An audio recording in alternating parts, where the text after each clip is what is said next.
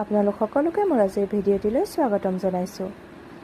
আজি আপোনালোকৰ মাজলৈ লৈ আহিছোঁ শাহুমাৰ হাতৰ ভেদাইলতাৰ পিটিকা। চাওঁচোন আহক মায়েনো কেনেদৰে ভেদাইলতাৰ পিটিকা বনাইছে। এয়া মই প্ৰথমৰখিনি ভিডিঅ' কৰিবলৈ নহ'লে মায়ে কেঁচা ভেদাইলতা আৰু কেইফুটামান নহৰু দি ভালদৰে পটাত পিচি লৈছিলে। মায়ে পটাতে পিচিছে কাৰণ মিক্সিত দিলে বেছি জুলীয়া হ'ব কাৰণে এয়া এনেদৰে পটাত পিচি লৈছিলে। এয়া প্লেট এখনত এটা পিঁয়াজ কাটি লৈছোঁ। গেছতে এখন কেৰাহী দি কেৰাহীখন গৰম হোৱাত অকণমান মিঠাতেল দি দিছোঁ। মিঠাতেলখিনি গৰম হোৱাত কেইটামান মেথি গুটি আৰু কাটি লোৱা পিঁয়াজখিনি তেলত দি দিছোঁ।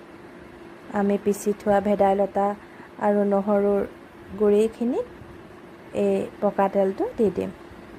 এয়া এতিয়া পিঁয়াজখিনি তেলত দি অকণমান সময় ভাজি লওঁ।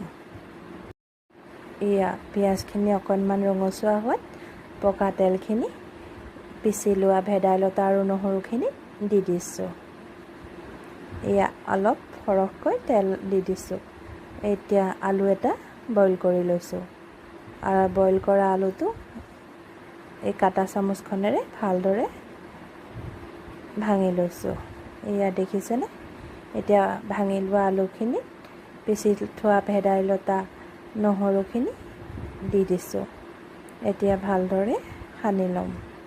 আন্দাজমতে ইয়াত অকণমান নিমখ দি দিব। কেঁচা তেল নিদিলেও হয় কাৰণ আমি ইয়াত পকা তেল ব্যৱহাৰ কৰিছোঁ। এয়া আন্দাজমতে নিমখ অকণমান দি ভালদৰে সানি লৈছোঁ। এয়া দেখিছেনে?